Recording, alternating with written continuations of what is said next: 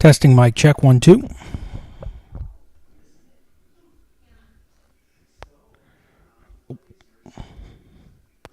Oh, wrong thing. Here we go. Testing mic check 1 2.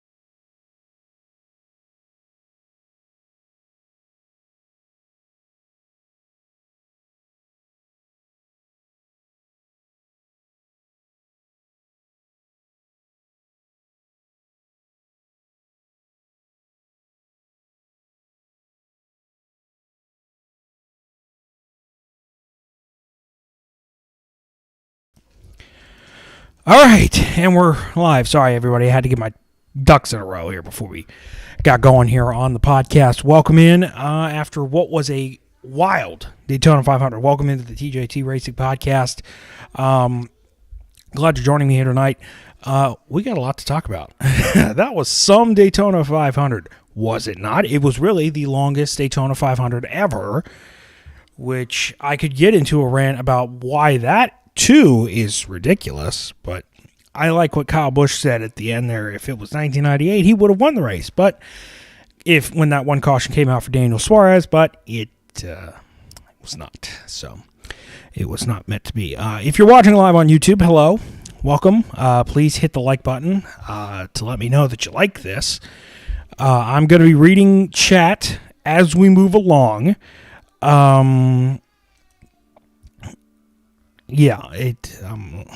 Make sure my audio is good.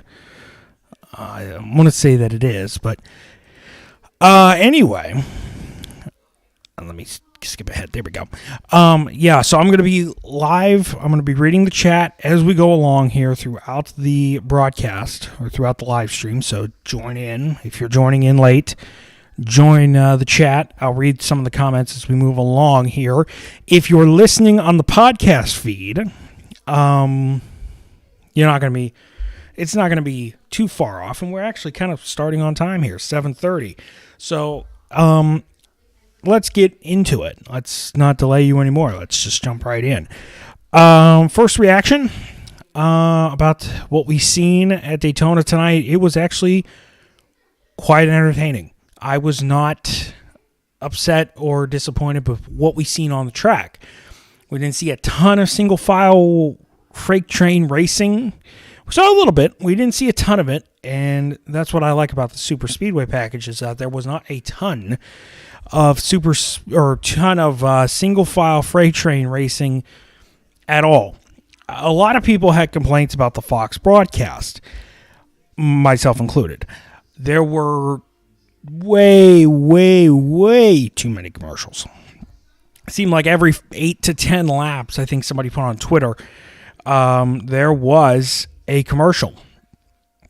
And I was tweeting along during the race, and if you were following me at TJ Tumble Media, I said, I got my phone right here, if you're watching on YouTube. So,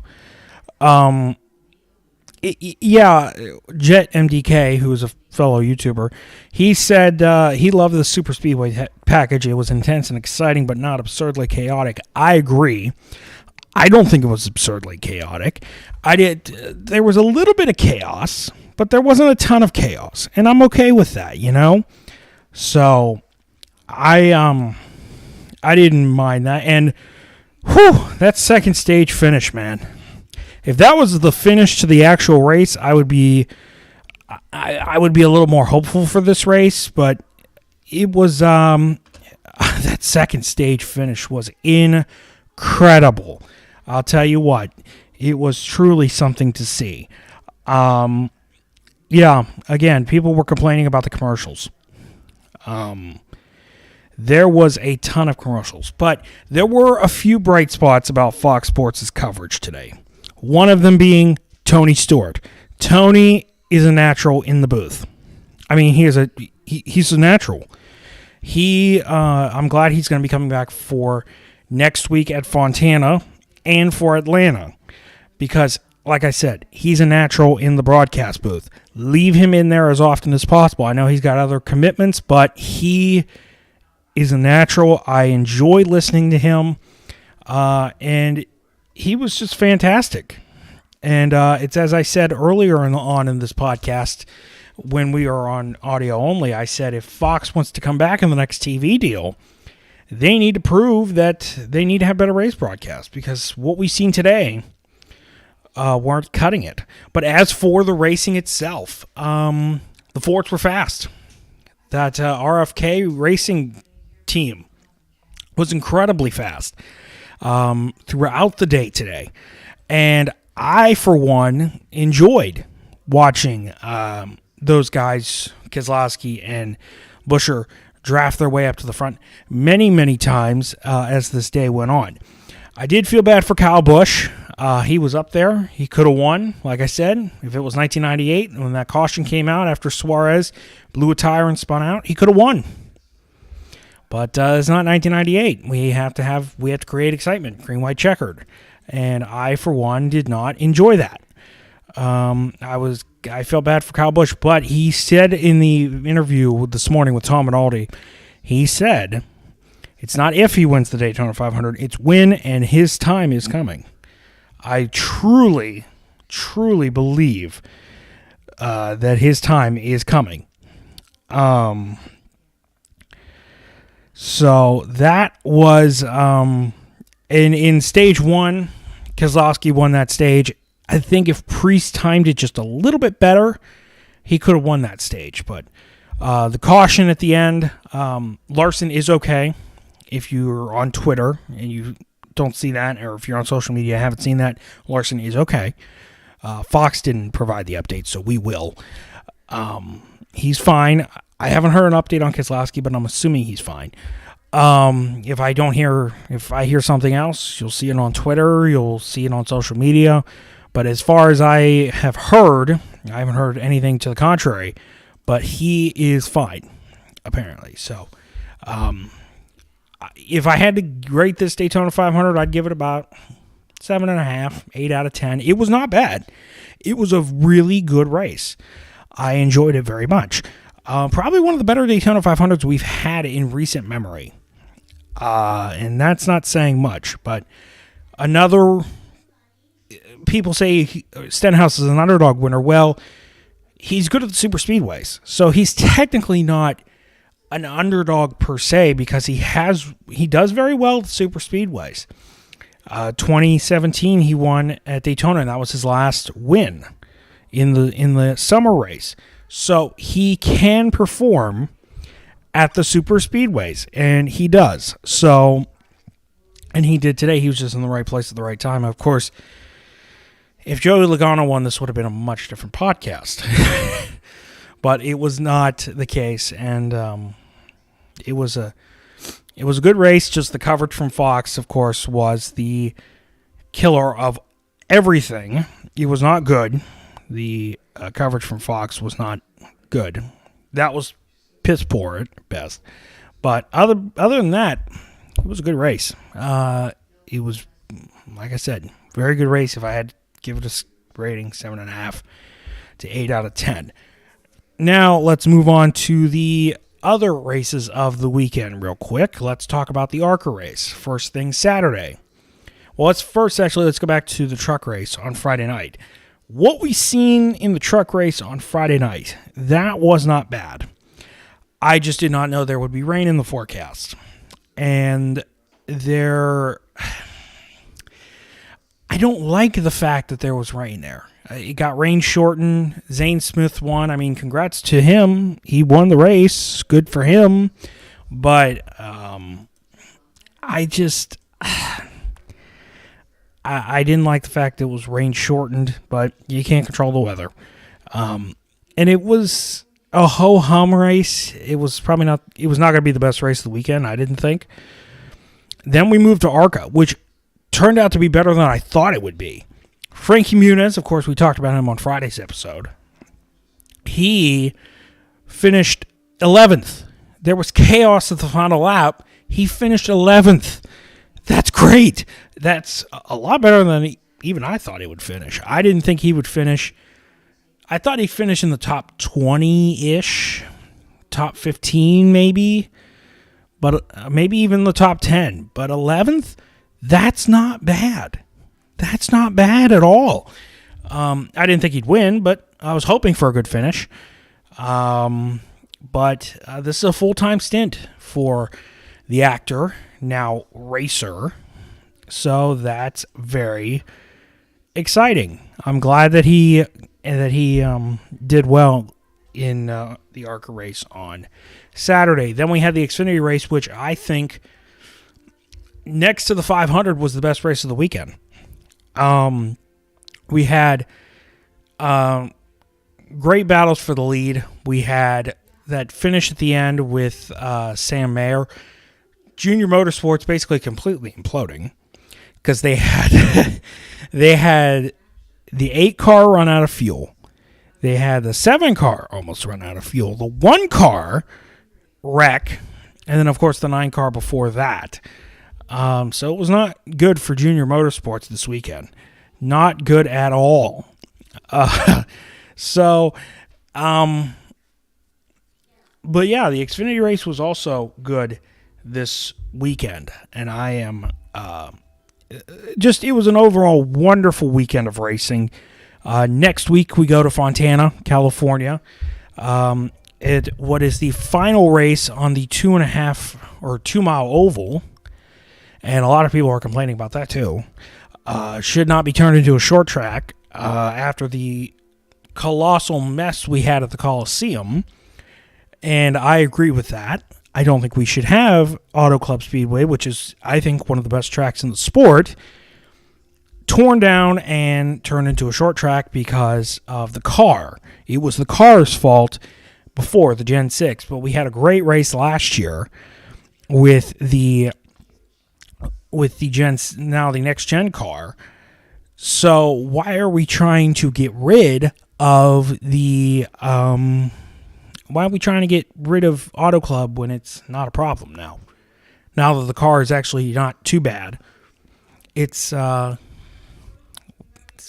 shouldn't be really getting rid of it, but hopefully NASCAR reverses course on that. I've said that many a time on this podcast. Yeah, by the way, for those watching on YouTube, bottom of the screen, Anchor, Spotify, Google Podcast, iHeartRadio, we're there. This podcast is available on all of those platforms, all of them. So go there now, subscribe, follow. If you're on Spotify, leave 5 stars. I would truly appreciate it. We're not going to do this for the Auto Club race next week. I might record me doing an episode before and after the race, but I'm not doing one for the entire weekend. Like, we're not going live for this for next weekend at Fontana. We might do the pre-race episode on. I might record it, post it to YouTube, but it's not going to be live. So I just want to make that clear now. So, yeah. But to wrap things up, it was not a bad race. It was actually very entertaining, the Daytona 500.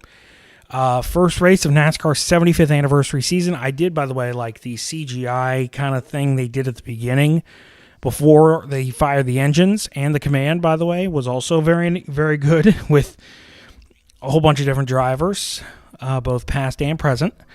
I enjoyed that. So, yeah, overall, not a bad race weekend. The truck race was kind of the downer race. It was not a good, wasn't great, but it wasn't good either. It was all right. But the Xfinity race, the ARCA race, the Cup race, the ARCA race especially outperformed my expectations because last year and in previous years, it just hasn't been a good race. But the ARCA race was actually pretty good, and the winner of that race, his interview was fantastic. But again, really the only gripe I had about today's race was with the coverage, with Fox. Too many commercials. The broadcast itself was not terrible. It's just we had way too many commercials.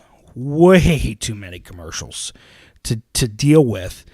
And a lot of people couldn't handle it. And like I said, if Fox comes back in this next TV deal, and I said before on the audio version of this podcast, I've said Fox needs NASCAR more than NASCAR needs Fox. And it's evident. It's clear. Fox doesn't have anything in that spring window from late February through about July, August. I mean, they have baseball in the summer, but they don't have anything else to fill that void. They need NASCAR.